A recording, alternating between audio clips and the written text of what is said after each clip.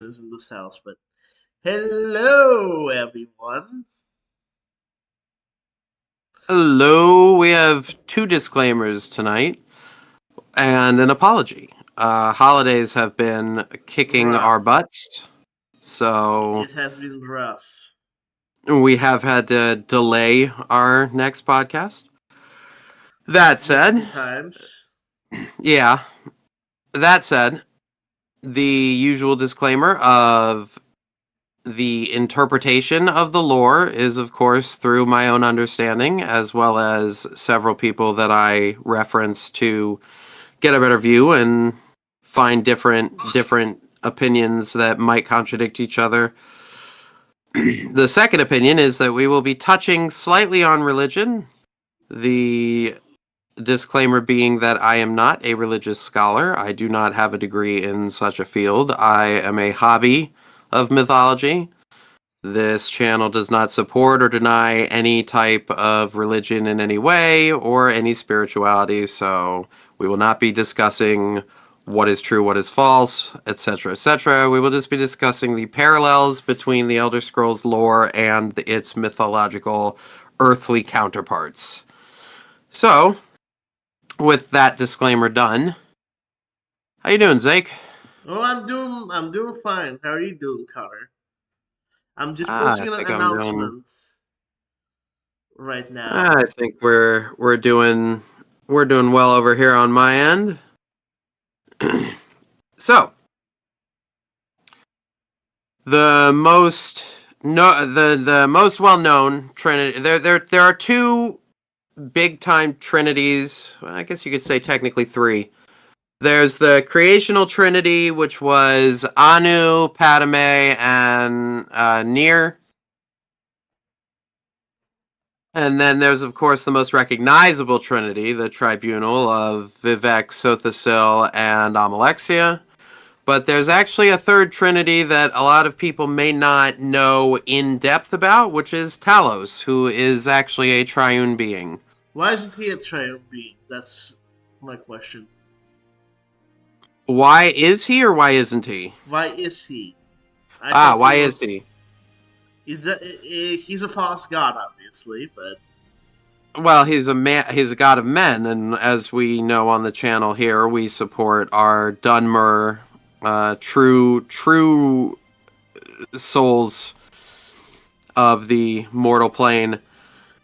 However, that does not necessarily mean that he does not have an impact in our beautiful Tamriel, and he is a trinity because he is actually made up of the souls of three different beings. It's called an oversoul in the community. There's a couple of them, but the Talos one is particularly annoying to try to dismantle and understand. yes. So, By the way, hello everyone. We have people in the chat. Hello Jason. Hello Joshua. Hello Andres. Hello Jordan. And hello not good internet names. And Joseph. And Ironclad such. Welcome everyone. Welcome and happy New Year. Yes. Connor, go on. You were saying. yeah, so let's start with the Tribunal because that's the one that everybody here is probably going to know the most about, and so it'll be the fastest to explain. So the Tribunal is a set of three elves, former Chimer, one of them still a Chimer. Elves, just good for the holidays. Yes, of course, elves being related to the most recent of holidays in the Western world. We are discussing specifically the triune nature of the Tribunal. If you note, they seem to fall into three categories. Sothasil seems to represent knowledge in most forms. Vivek represents more the stealth and deception and speechcraft of the world. And then, of course, Amalexia references the brutish nature in which the elves live. Now, Ah, Zake had yes. an interesting little theory, and I'd like for him to expound upon that because it was quite something to hear. So, go ahead, Zake. So my theory is that these tribunal enwas, or not enwas, but like just tribunal false gods, have been corrupted by Sheogorath without their actual knowledge, without them realizing. They were all like kind of coerced and tricked by Sheogorath. Um, and the traits that you've mentioned, Connor, actually, well, I didn't realize those traits. We were kind of discussing them. I think those traits are exactly what Sheogorath exaggerated and made them go insane on, if you know what I'm saying. Hmm. Yes, it's quite the interesting one. Obviously, Sothasil, when you look at him and when you see his accomplishments slash tinkerings, he's very clearly obsessed with obtaining knowledge. Specifically, it seems Dwemer and mechanical, as opposed to strictly magical knowledge. Yes. Um, and Almalexia is, of course, constantly concerned about her power in general, specifically the power that her people give her as ruler and Queen Mother of Morrowind. She's like, I'm your mother! Yes, And she is. she is a very bad mother. Let's just preface this. Yeah, she's not. She's certainly not great. And Vivek does seem to value beyond a reasonable person, although ESO kind of changes that because you kind of just walk right into his chambers. But prior to that game, he was very secluded and shown to be incredibly secretive and hands off as more of a like a diplomat who is completely antisocial, which sounds counterintuitive, and it is, but that is a core to his character in general, is being pretty contradictory in his own viewpoints. I mean, his whole like body is contradictory. Mm-hmm. I Indeed, know. he embodies the entirety of the duality that exists in the culture of the Dunmer.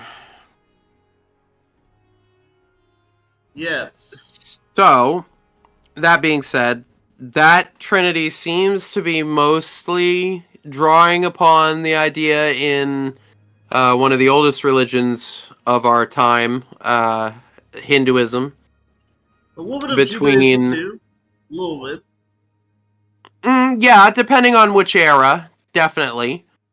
Um, the idea of Brahma, Shiva, and Vishnu, the preserver, the destroyer, and the creator. Um, I would, of course, argue personally Sothasil, obviously the uh, the Skywolf asked a creator. good question, by the way. So what about the Trinity that they replaced? Well, the trinity that they replaced was Boethia, Azura, and Mephala. And arguably they were never And replaced. no, they were more kind of pseudo, like they were called the what was the word? After the tribunal fell, it was the reclamation. Prior, they were called the not aspect or And yes, this mouse incarnation. honors the Sixth House of the Tribe of Lords. He is an honorary non-Enla. Hmm. Someone's asking. Anti-Large is asking. Go, anyhow. What else about Vivek? Oh no, I was just comparing. So the three prior held divinities were Azura, Boethia, Mephala. So Azura, the Lady of Dawn and Dusk, pretty much magic and knowledge. Boethia, who is usually depicted either as a warrior man or a warrior woman, who obviously represents strength, battle, things of that nature. And Mephala, who embodied the... as opposed to Hermaeus Mora, who is her brother, I guess actually the best term would be her sibling, because who Yes. knows with Hermaeus Mora. Hermaeus Mora is the hoarder of knowledge just to have it. Mephala wants knowledge in order to wield it as a weapon. So, parallels here. Obviously, Azura parallels with Sothasil, Boethia with Almalexia, and Mephala with Vivek. I see. And I would argue they parallel the Hindu Trinity of God, of the direct incarnates of Brahman, the overgod, or oversoul is the term I'll be using. Vishnu, Brahma, and Shiva. Sustainer, creator, sustainer, destroyer. And not necessarily in a good or evil way. It's just destruction, creation, and preservation. And so with the Tribunal, I would argue that Sothasil is akin to, I believe it's Vishnu is the creator. Let me make sure, because again, I'm not a scholar. But I believe Vishnu is... Oh, nope, I am wrong. So Brahma would be Sothasil, the creator. Vishnu would be Vivek, who's the preserver. And Shiva would be the destroyer, which would obviously be Almalexia if anybody's played through the final DLC, or the mid DLC actually, for Morrowind, also called Tribunal. Yeah. Because the Tribunal actually falls apart during the DLC. Speaking of which, Connor, do you remember what Vivek says after Alexia's death? Or does he not connect to it? I don't know that they retroactively added a voice line. I mean, not a voice line, a dialogue option for it. I know that he pretty much hit it on the head. I mean, he called that before it even started to happen. It's he did warn the Nerevarine straight up that if you do this, Almalexia is going to go insane because she's clutching onto her power. He kind of knew that they were all insane at that point. That's my theory.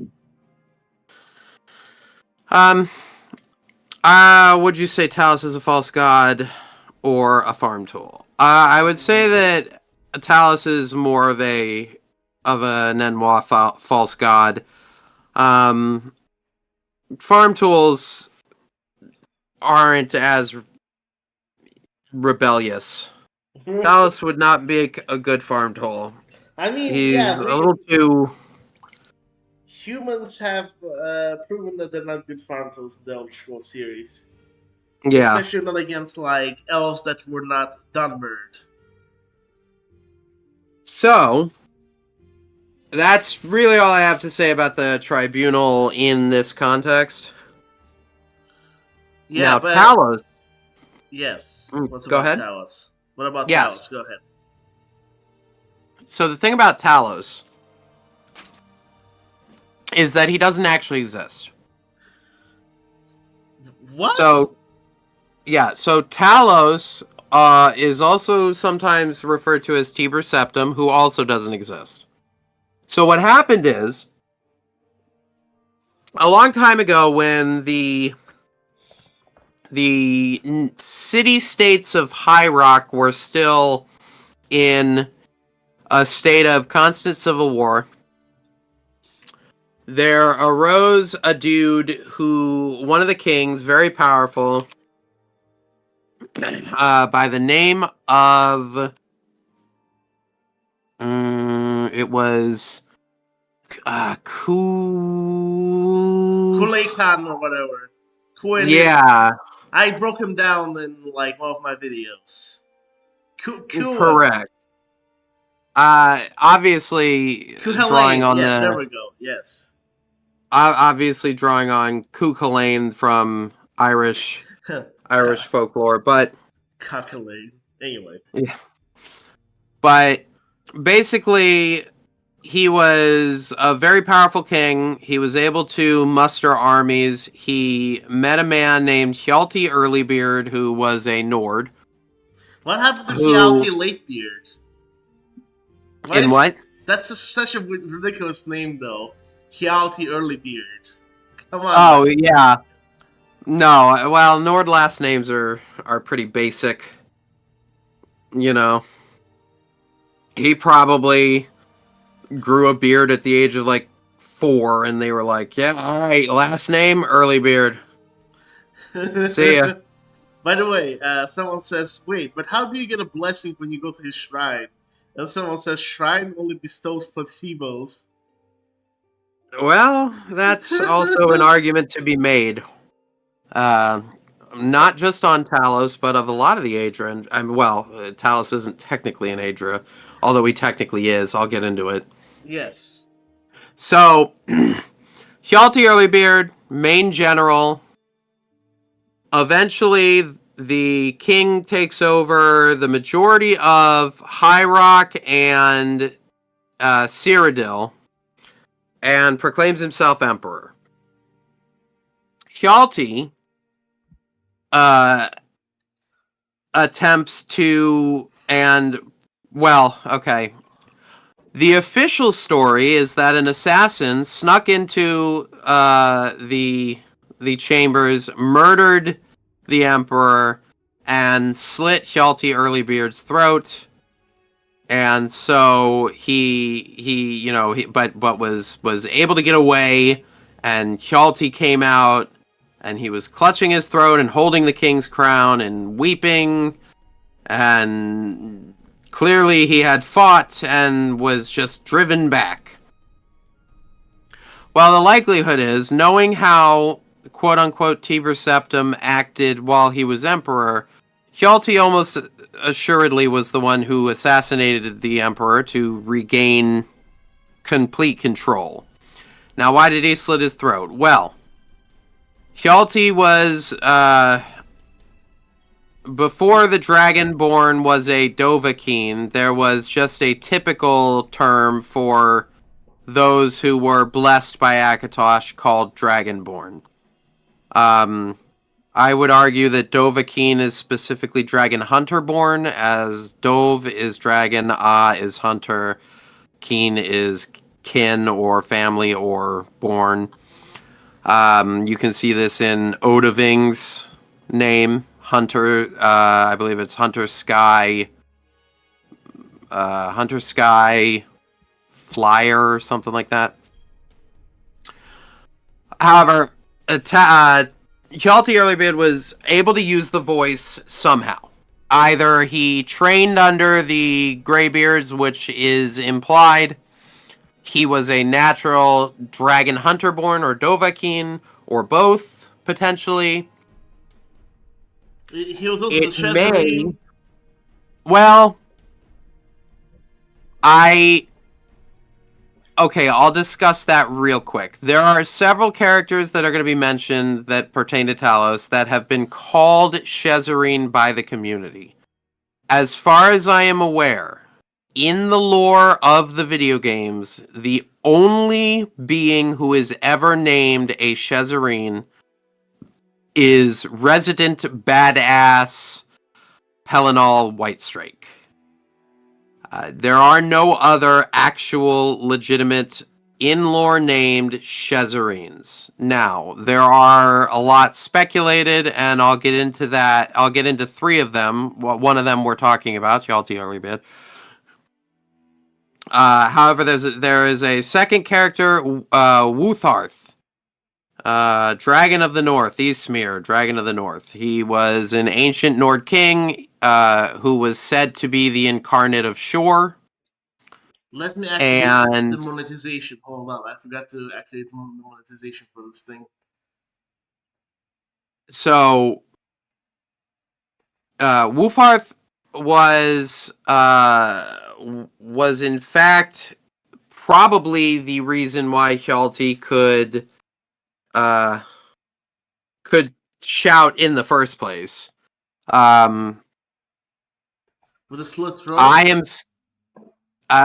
Well, no, not after the slit throat. However, there was an event that also Ysmir left. Hjalti probably had the voice himself, but I'm a little iffy on it. I would not be surprised if Wolfhearth was the one who was shouting for Hjalti. So what happened was Hjalti Earlybeard was named, got into contact with Wolfhearth as a spirit, as a sign of good faith to Shore, which is where he gets the name Talos Stormcrown, because Wolfhearth would appear as a storm above his head. I see. When he then met, he then got into the fight with the Emperor and ascended to become Emperor himself.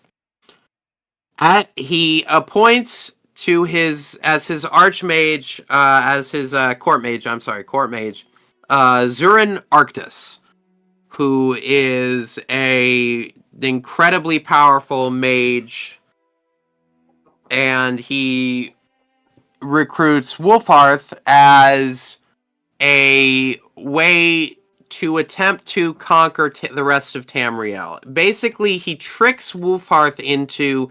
He gets with Zurin, and he says, look, we gotta capture the Somerset Isles. How are we gonna do this? Because they're pretty much unconquerable. And when he was carving a bloody swath through Tamriel, the Tribunal made a deal with then-known Tiber Septim, or Hjalti Earlybeard, Emperor Tiber Septim. So it's already like he basically became from a North. He switched to being an Imperial, right? Kind of. Or was he Right. always He North? basically attempted to propagandize the fact that he was an Imperial the whole time, which he obviously was not. That sounds like Russian history, like the Oh yeah, some Scandinavian kings proclaimed to be Slavic, even though they were yeah, not the Rurikids. Yes. yeah. Anyhow, Hjalti definitely took a page from the book of that area quite a bit, because he definitely used heavy propaganda, murder, assassinations, rewriting of books and history, the whole shebang, to basically try to bury Hjalti Earlybeard under so much rewriting that he no longer would be known or exist, and took on the name Tiber Septim to become more imperialized. hey, Hjalti, hush, shh, shh, hush. Yeah. Did not happen. So he gets into a kerfuffle with Morrowind, trying to take it over. The Tribunal decide to make peace with him on two terms. They would give up Numidium. He would let them basically govern themselves.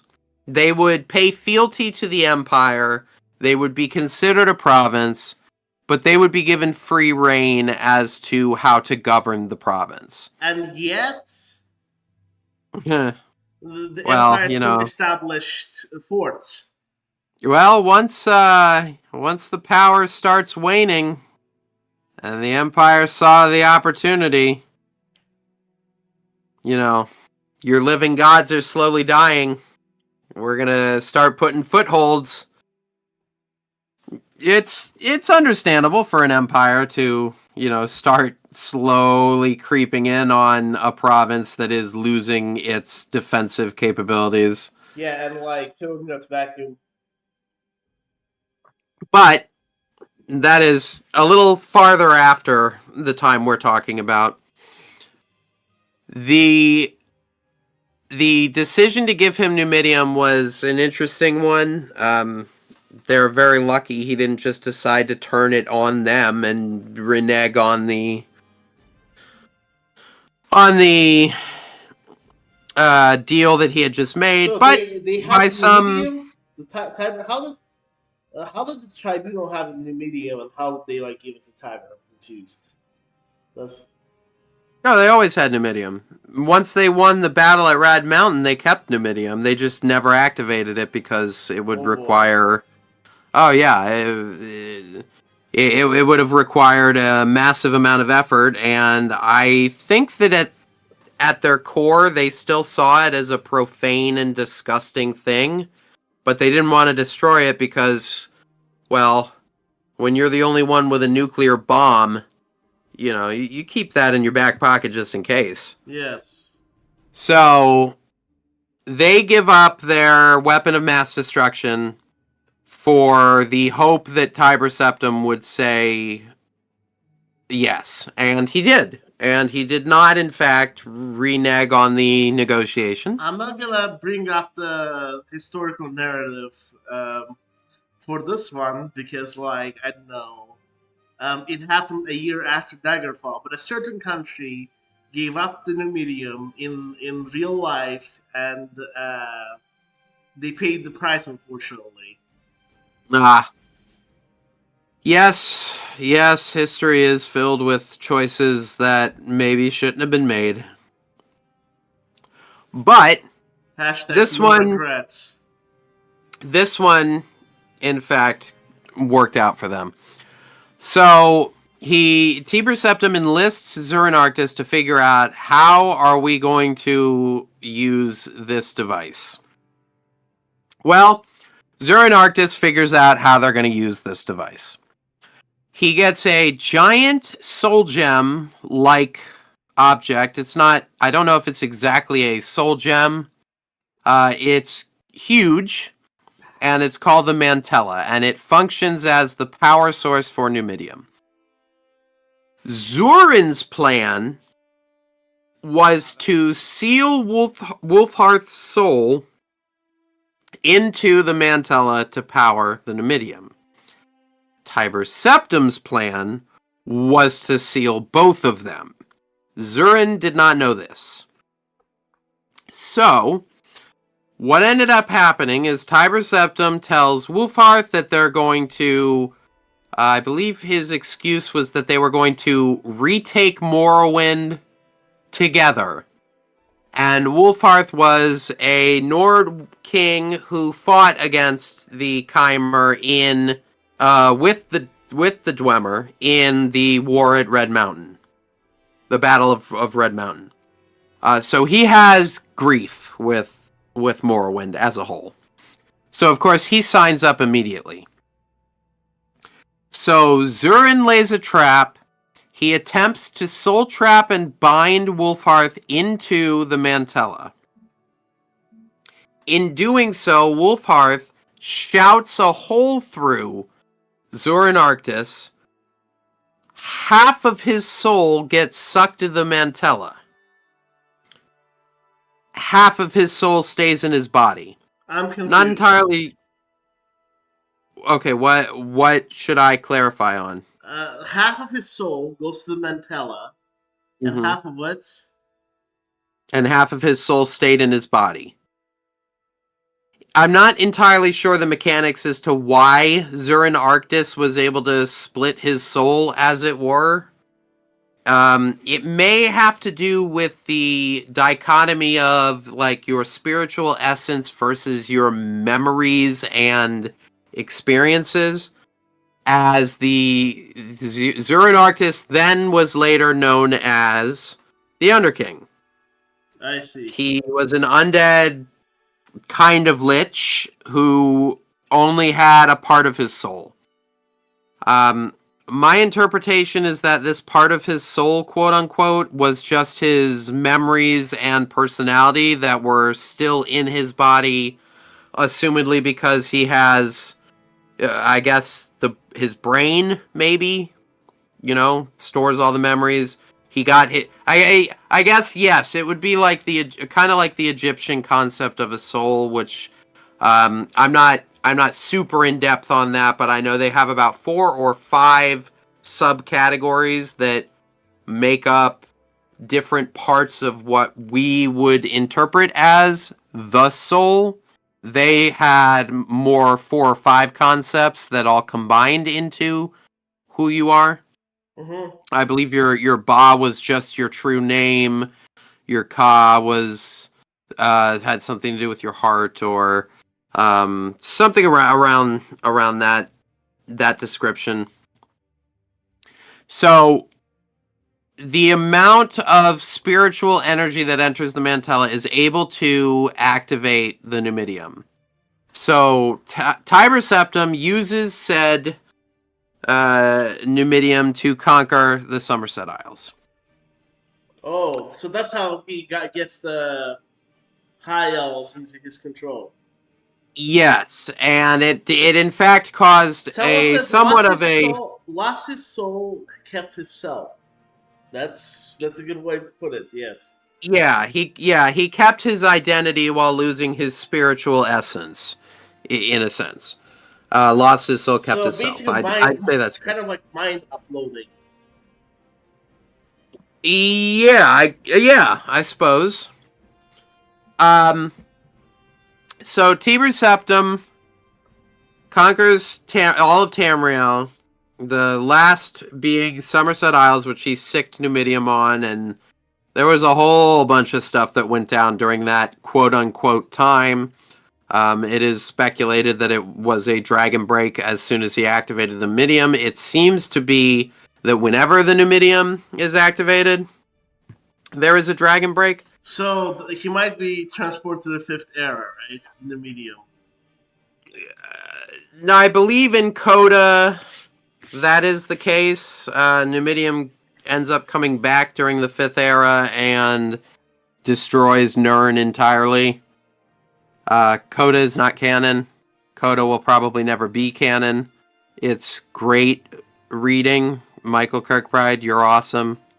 But it's not official in any Come way. to our And we'll podcast, probably... Michael Kirkbride. Yeah. And will probably be considered non-canon by the time Elder Scrolls 6 comes out. I highly doubt they're going to use anything from Michael Kirkbride moving forward, although I wish they would. I have a video coming out, by the way, announcement. Emil Pagarigliano or Pagarulo or I don't know how to pronounce his name, but like he will definitely make a Diet Coke version of the lore. So we'll see. Yeah, I don't have high hopes for Elder Scrolls 6. Like I said in the last podcast, I believe that it's almost assuredly going to be the last Elder Scrolls game, and if not, it's definitely going to be the last tolerable one that isn't just basic, everyday, like, oh, there's a dragon. Dragons are cool. Yeah, I think that's the thing I'm attacking at the whole thing. Just like, okay, dragons. They So, legally they won't use anything he published independently because then they might owe him money for it. It's a bummer. Jason Maxwell says. yeah. So, Tiber Septim goes on, lives his life as the Emperor, as the story goes, he's rewarded with godhood at the end of his life by all of the Aedra. What likely happened is that he through some trickery and methods bound himself to the Mantella. And when he died, his soul went to the Mantella. Now, nothing happens. Talos does not yet exist. Fast forward to Daggerfall. The staff of Tiber Septim is found, or the totem of Tiber Septim, which contains basically replicas of the 7 towers of creation that hold up reality. Including the Adamantine Tower. Adamantine Tower, Snow Tower, White Gold Tower, the Red Mountain, the Green Sap in Valenwood. How many is that? 5? The Did you mention that? Which one? Throat of the World. Oh yes, the Throat of the World. The Snow Tower. The Crystal Tower in in Somerset Isles. And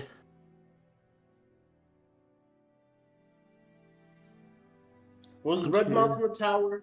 No. I mentioned that one too. Yeah. There was a. I'm pretty sure I'm missing one, but anyway, the staff allowed you to control the Numidium. Oh, Numidium, duh. The brass tower. Oh wow. So the staff allowed you to control Numidium, and the Mantella allowed you to power Numidium. So the staff is like a remote control, and the Mantella is the batteries. Flash to the Underking. Zurin Arctis, still somewhat alive. Somehow Zurin Arctis has returned. That'll be a reference that nobody gets in 10 years. So Zurin Arctis returns, shows up, convinces, as Daggerfall's ending resulted in a dragon break, all endings are made canon. Akatosh goes insane, timelines fold back in on themselves, he fixes himself, time's remade, everything that happened, simultaneously, regardless of their contradictions. So, one of the endings in Daggerfall... Yeah, exactly. Akatosh, god of retcons. So... The hero in Daggerfall had a choice between, I think, 8 options. One of those options is to return the Mantella to the Underking, who will promptly use said Mantella to allow himself to die. And that is when we get Talos, because at that moment, all 3 souls combine to create the deity that we now know as Talos. Zurin Arctis. What else? Ismir Wolfhearth and Hjalti Earlybeard. All right. Now, Wolfhearth is Ismir. Okay. So they combine to create Talos. I see. But how? Yes. How does it go with?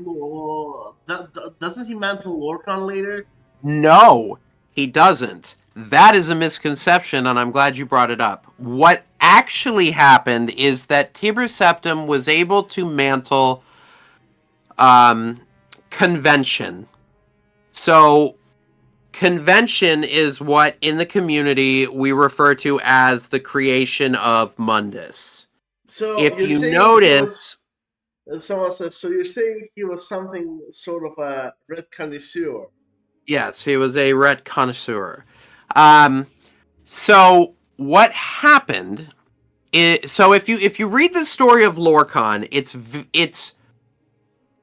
a story that does not happen to Hjalti Earlybeard.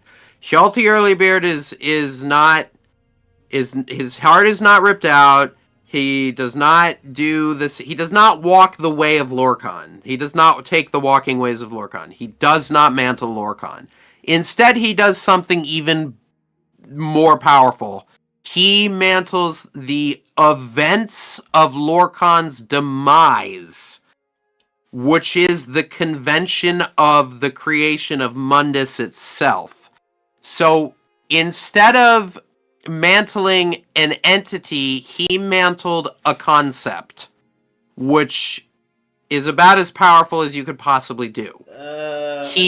Concept of Lorcan, basically? No, a concept of creation. So in this scenario, if you read the life of Hjalti Earlybeard, what does he do? He becomes a great general. He serves under a leader. He betrays the leader. He gets someone else's heart ripped out. He then creates an empire, becomes a ruler, and is the epitome of men. So while he does not mantle Lorcan in that he walked the ways, but through using the incarnate of Lorcan, or the incarnate of Shor, Wolfhearth, removing Zurin Arctus's heart and having betrayed his own leader, he combined the three people who individually mirrored certain parts of Lorcan's life into a single creation that now not only mantled Lorcan's life, but mantled the event that led to the firm creation of Mundus. I see. And now that's a pretty deep theory. We need a. You should have like drawn the chart on the the whiteboard. Oh. It's just like wait. I'm like, I kind of get it. I get it. For some reason, that reminds me of a little bit of Vivek and like Dagoth and all those other people. Just a little bit of how they try to do it. Well, just a little bit. Well, Dagoth was more trying to unify creation and sentience back to Anu in a corrupted manner. What was Vivek? Say that again? Sorry, I was just reading the chat. What about Vivek? What about Vivek? What do you mean? Specifically? For some reason, like, it's also like, he also, like, I don't know, did similar things to Talos to an extent. He betrayed his friend or whatever. Yes. Well, Vivek did do a pretty big betrayal, but outside of the actual act of murdering his lover, he didn't really follow anything that would have, like, he didn't have a lead up to or an ending of. Nerevar was also Vivek's lover too? Yes. While being simultaneously being... I believe that is canon lore.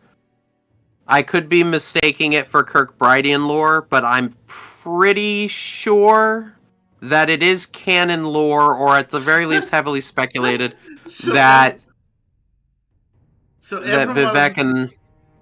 Yes, Nerevar was a very attractive Chimer, I'll tell you that. So everyone except for Sothis.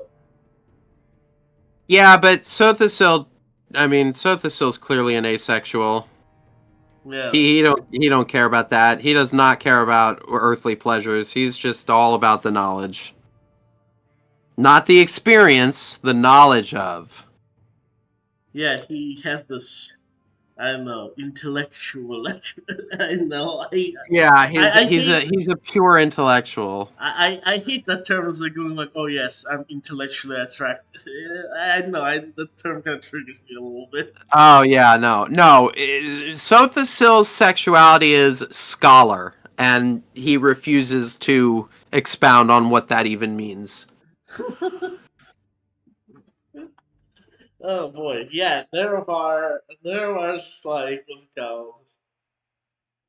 But so specifically, Talos is in fact 3 different souls. I'm not sure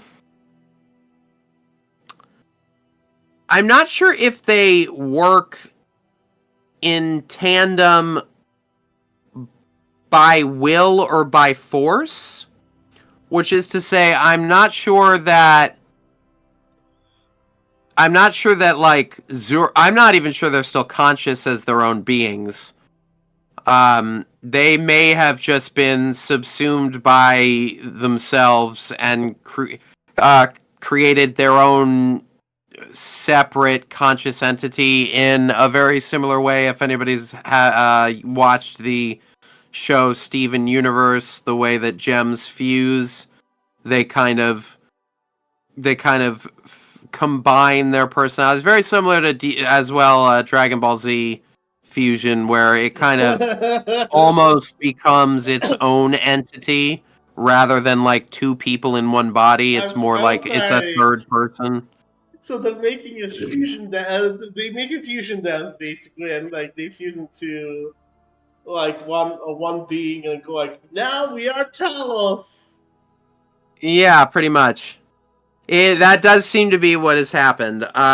We do know, based on the events of Morrowind, that Talos is in fact conscious as a being, as you can meet him before you leave the ghost fence. You can in fact meet Talos incarnate. Who was he? I believe he was known as Wolf, just WULF. Or let me see.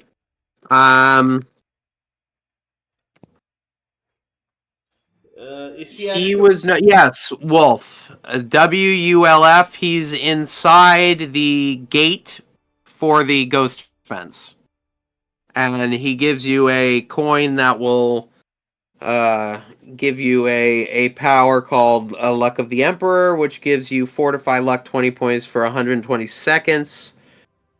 In order to help you along your journey.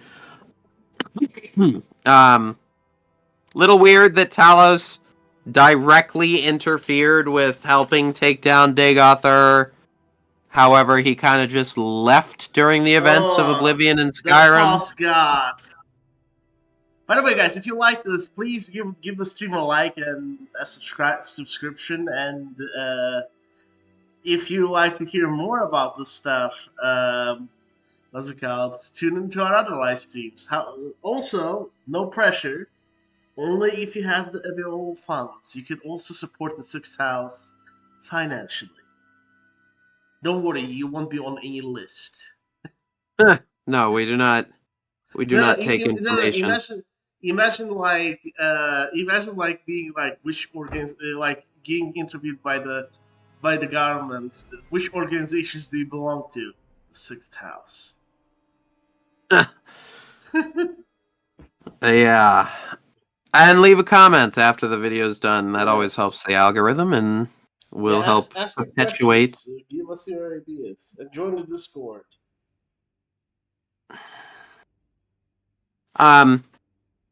So that's pretty much it on the overview of the Talos Oversoul. We could probably do another episode on a full breakdown of Tiber Septim's entire life story.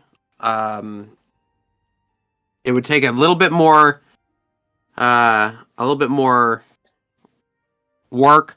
Now, what does that relate to our own mythology? Well, there are two characters, well, technically three, that I can think of that this relates to. Now, I'll leave the most well-known one for last. The first one would be the Celtic goddess, the triune goddess, the Morrigan, who is the Morrigan, Bavt, and what was her third form? I just looked all this up prior. It happens, man. It was Bob.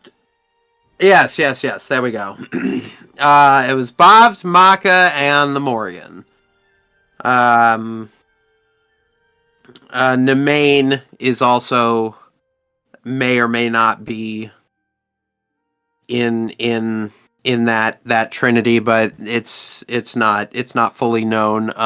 Unfortunately, Celtic sources are kind of rare after the Roman and Christian destruction of their written records.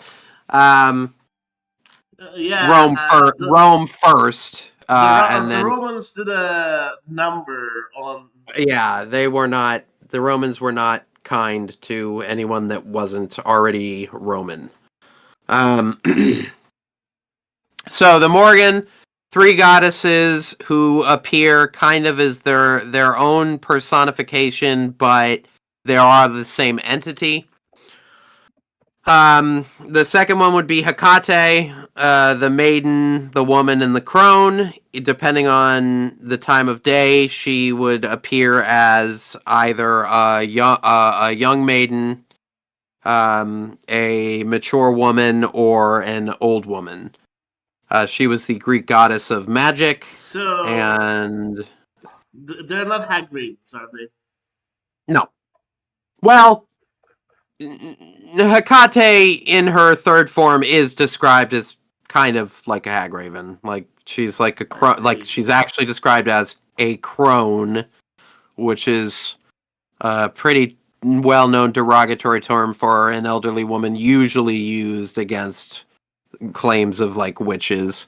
So she was assumedly not a good-looking old woman. I can say that confidently. The witches, very witchy. Now, the third one is obviously the Christian Trinity, Father, Son, Holy Ghost. I was growing up a Unitarian Christian, and that is a kind of like a very a niche view on the Trinity. It basically Uh, says that there would be one entity who portrays itself in different ways depending on what is needed. The yeah, a lot of the the religions that are what's it called Unitarian, they are not what's it called. Um, they're very anti Trinity because that implies that there's like three gods instead of one. If you know what I'm correct. saying, including Um, our cult of Degathur. There's one Degathur. yes, there is one Dagothur, except for the other seven that exist from Daggerfall's Dragon Break, but those don't count. Wait, Well, if time's what? fractured 7 different times and 7 different outcomes occurred, then there are 7 other, or rather 8 outcomes occurred. Then there are technically 7 other Dagothers somewhere out there. Um, that's not how Oh, that actually works, but that is the joke. Is that they're oh. like, yeah, no, there's not actually 7 other Dagothers running around on Tamriel. But the joke is that there are, because there Everyone, was at spam one in the point. comments. Seven Yeah, Degathurs. yeah, there was at one point simultaneously 7 different Dagothers on Tamriel.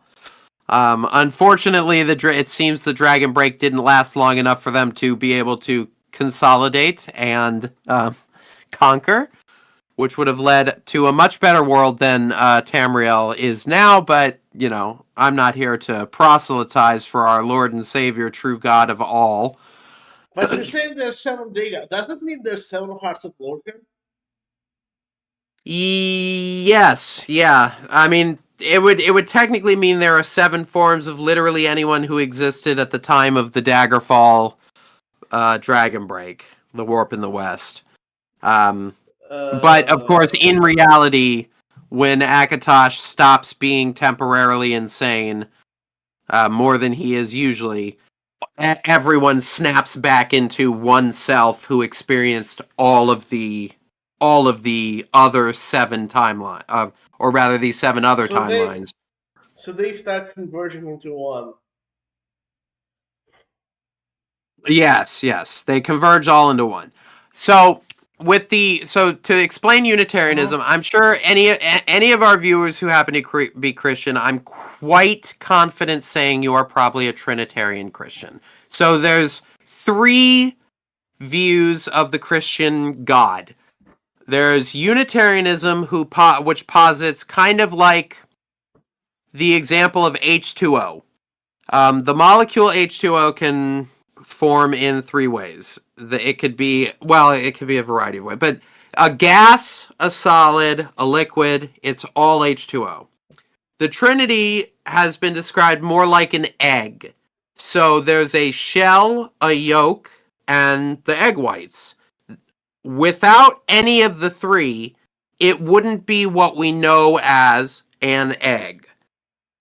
However, the shell is not the yolk, and the yolk is not the egg white. But they're all an egg. Right, they're all an egg. Now, there's also binitarians. That seems to be the least likely Christian you're going to be. Basically, binitarians. Interesting. Yeah. From what I know, basically it's Jesus the Son, Yahweh the Father, and then the Holy Spirit is either an interaction between the two or kind of like God the Father's aura or presence or affectation in the world, not actually a full-on entity of itself. So Talos, in this instance, would be much closer to the Unitarian view of the Christian God. It's in this interpretation, he would be a Unitarian God after the events of Daggerfall, but would have come from a Trinitarian formation of three different souls that have now become one thing. As opposed to three separate entities that stay separate, that share a will. What matters, though, all of those souls, all few of them are false gods.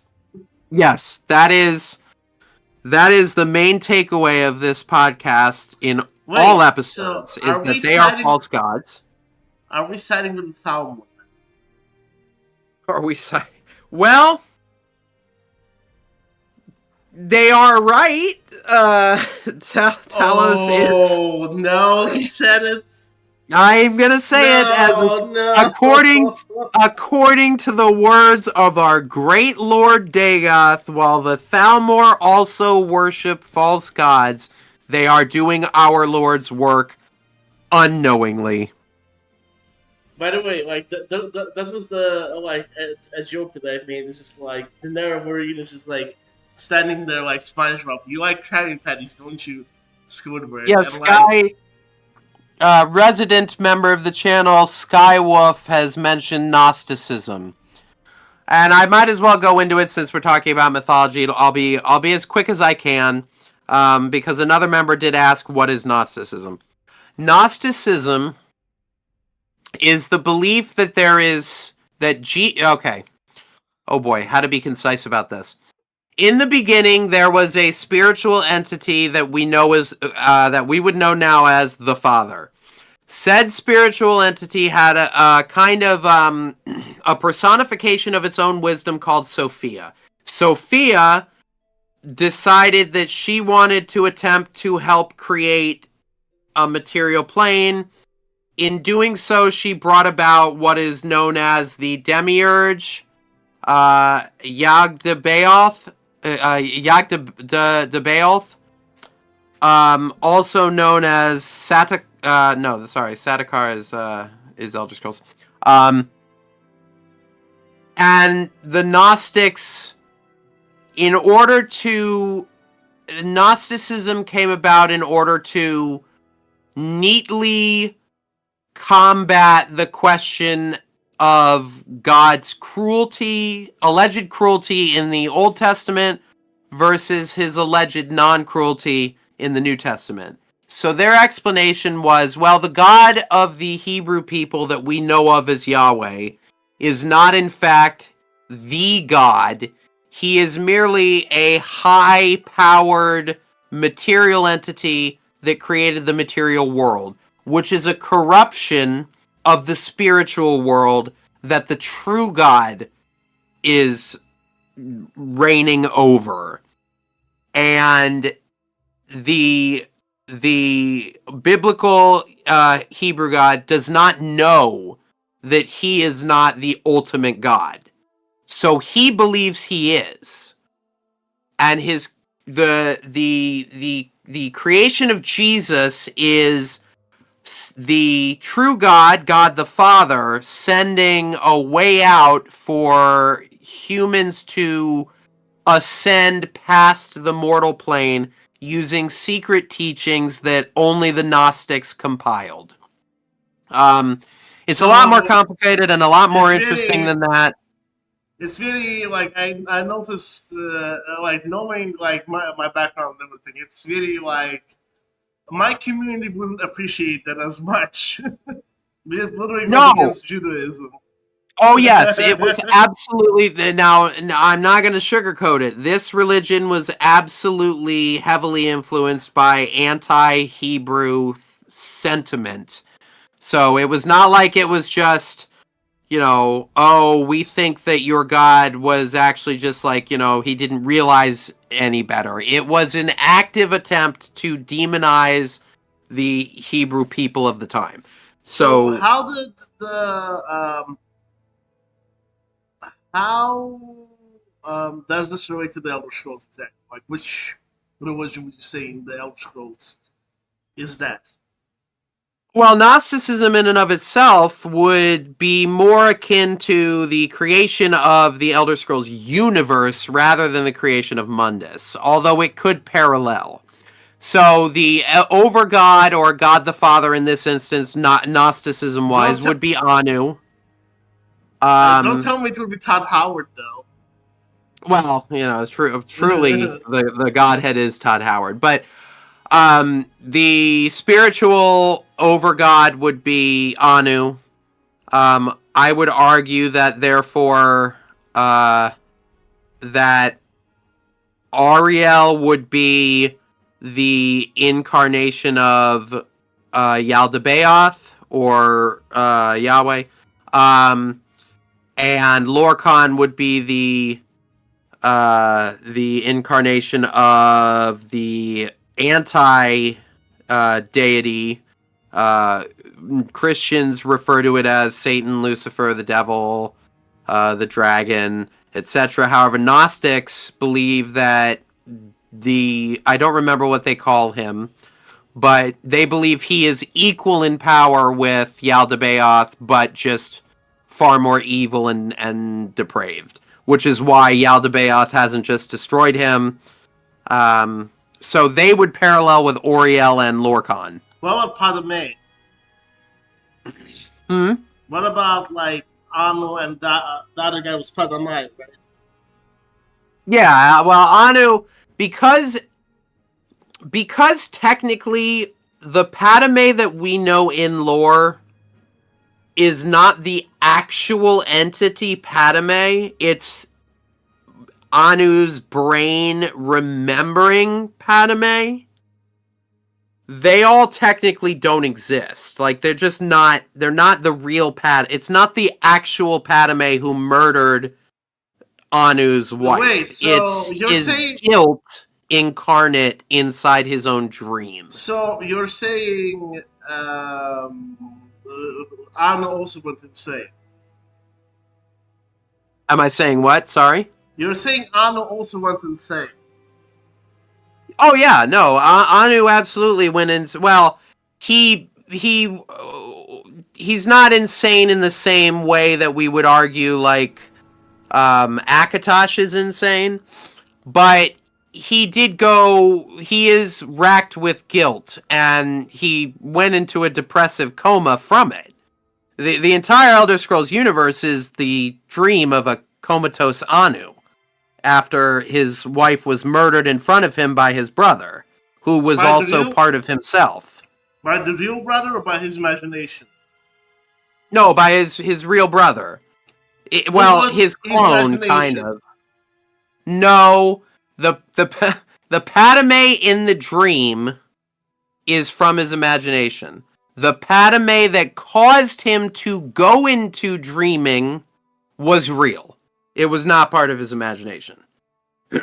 Okay, that makes sense. So, how did he fall into a coma then? From grief?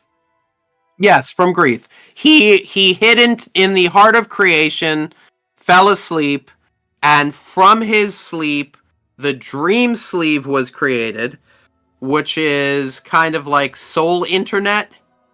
And from the dream sleeve, all souls were created, and then Anu and Padme kind of appeared inside Anu's dreaming as a personification of his own guilt over what Padme in real So, life did. I have an argument here, by the way. So someone says, Lonely Ocean says that's why Sota Sil seemed so very dwemer in nature, despite being a kind. Yes, Sothasil was very much focused on not caring about spiritual or carnal experiences. He wanted knowledge, and he wanted advancement in technology. But what He didn't happened? care about anything else. So what is happening in the world where Padma is basically sword art online? I mean, that's basically it. He gets sword art Yeah, I online. mean, basically, Padme kills Nier. Anu throws Padme outside of time-space. Anu goes into a depressive coma, dreams up the universe that we now So, know as... by the way, this is like a very controversial like theory, but the moment he dreams, in my opinion, and starts like going in like from grief and stuff, I feel like that's also part of insanity, and I argue Shigorath is also the Yes, concept. well, a Lorcan is known as the Sheogorath-shaped hole. Or was it Sheogorath is known as the... Yeah, no. So basically what happened... quick side topic, and then we'll wrap up, because I'm not sure Yes. much else to say, but... basically, what I imagine happened is that Lorcan had his heart ripped out. The Sithis-shaped hole in Lorcan.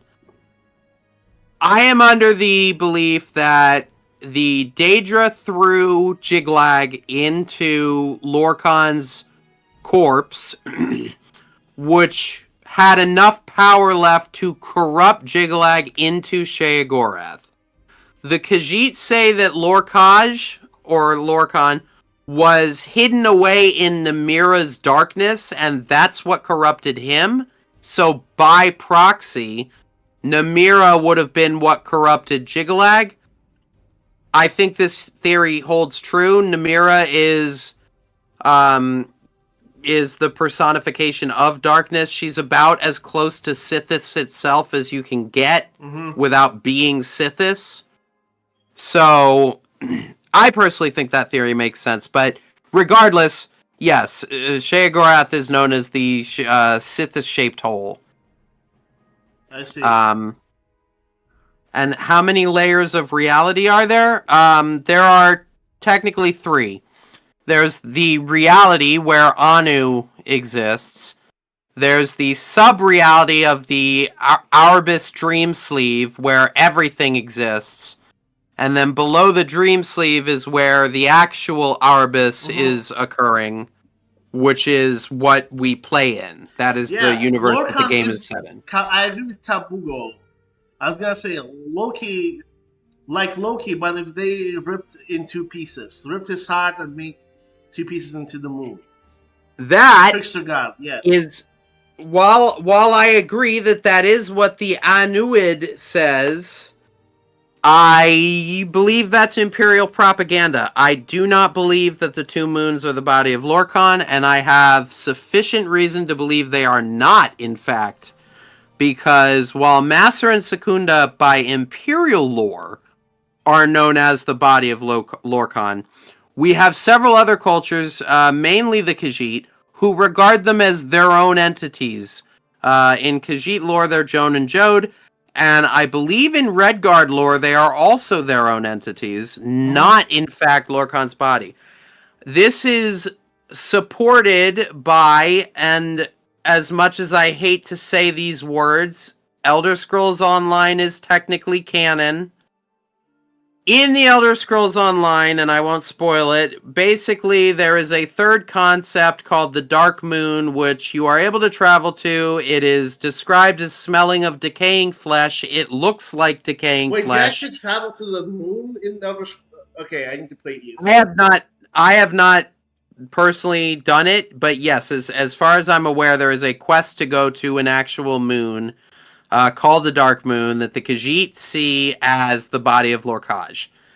And the fact that it is described as decaying flesh, and smells like decaying flesh, and looks like decaying flesh, it's probably decaying flesh. So I would argue that that is probably the true body of Lorkhan, and not Macer and Secunda / Joan and Jode. But yes, the moon's haunted.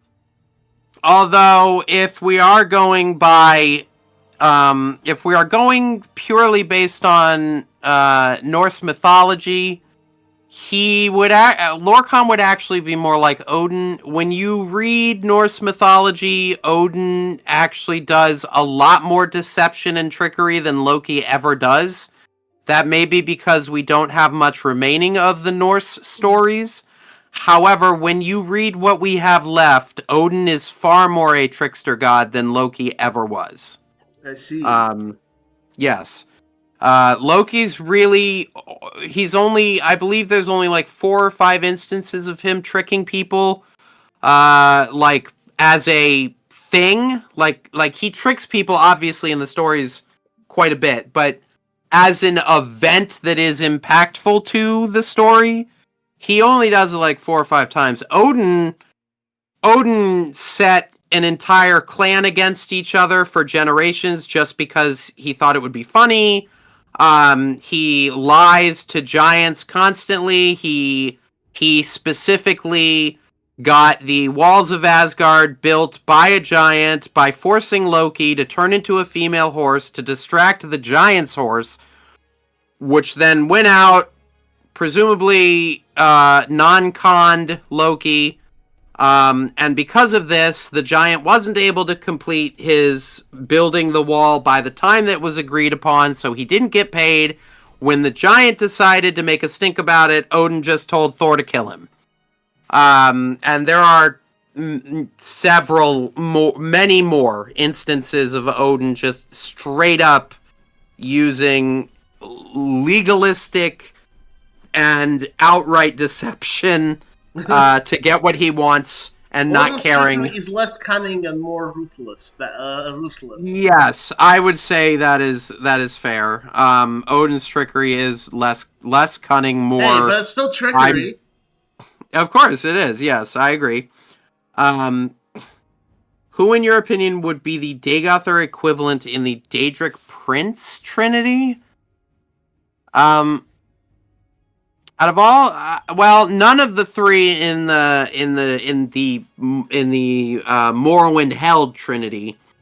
If I had to apply a Daedric Prince parallel to Dagoth Gigalag, in my opinion. Yeah, I was gonna say the same. I believe that Dagoth ultimately is a power for complete order rather than, just a guy who wants to be in control. He doesn't want control. He wants complete and utter just a semblance. He wants everyone in his mind. If he gets what he wants, everyone will act like him, and that will make the world a peaceful, perfect, non-chaotic environment. And Jiglag does that in the same way, except he just turns everything into the same thing that isn't necessarily himself, but is all the same thing. Yeah, so we should, you know what we should make?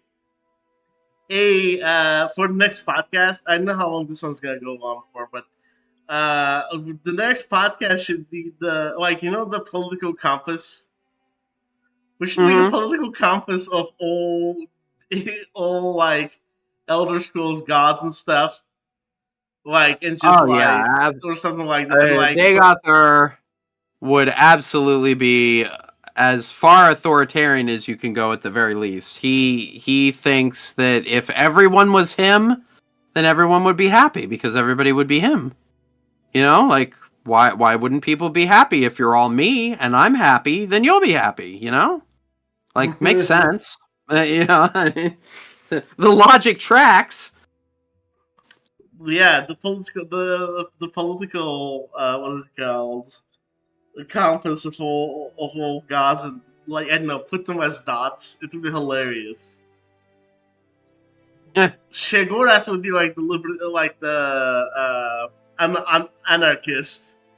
yeah. Yeah, absolutely. Shegorath is an anarchist. Although he does have some law. Just a little bit. Yeah, Just a little bit. I mean, the compass will reflect that. Yeah, yeah. Jiglag has one and only one thought order. Yes, correct. Dagothar is unity, Jiglag is order. Those things are separate, but usually they're inclusive. Exactly. Our Lord Dagoth is inclusive. Well, except for the farm tools. Well, I mean, he's inclusive of things that deserve to be included, and that isn't farm tools. So, yes. Yeah, someone says Dagoth is more creative. Yes. Yeah, Dagothar is definitely more creative. That's for sure. Making a mind control disease that turns you into a tentacled magical monstrosity is quite more creative than crystal men. But with that, 2023 almost over. One day left, guys. Have happy holiday. Happy New Year, everyone. And yes, thank you.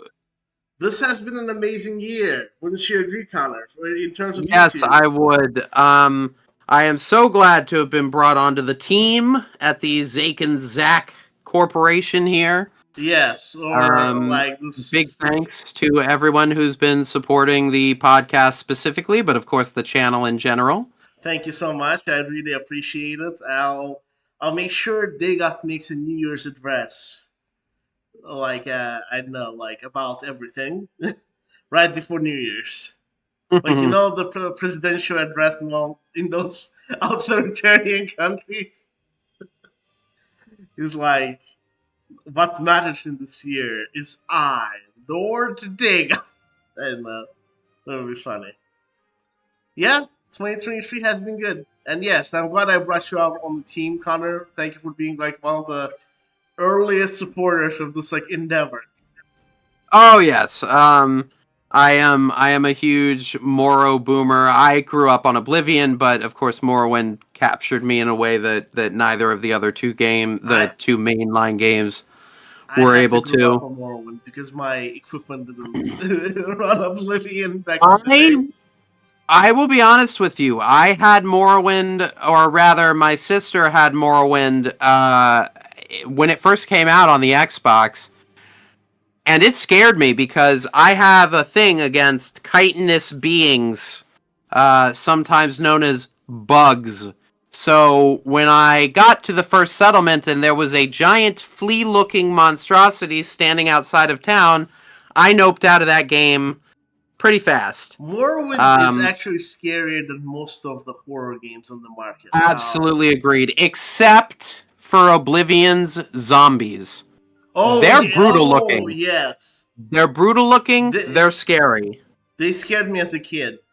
Really yes, I was not. I was not. That was traumatic when you're just going through a cave, a dark cave, and you turn around and you hear the and right in your face is that decaying corpse in glorious 2006 detail. By the way, It was YouTube actually doesn't. That's the only like video game thing that like YouTube does not allow. It actually demonetizes. I can confirm that if like you show the Oblivion zombie in full. yeah, that is, oof. Like YouTube just goes, nope, nope, too violent for YouTube. But that being said, we'll wrap up here. Thank you all. You are all lovely people. We hope to see you in the chat. I attempt to check it once or twice a day for the newer videos for about a couple of weeks so that I can, answer any remaining questions. Feel free to join us in the Discord. It's always a great time. We've got a lore-specific room that I answer pings to pretty much regularly whenever I get one. And if I don't, I can always send you to another content creator that might have better insight into the matter. Yes, and Yeah, so make sure have a to like great the stream. 2024, and yeah, like the stream, comment after the video, etc., etc. All right, guys, have a wonderful day. Bye bye.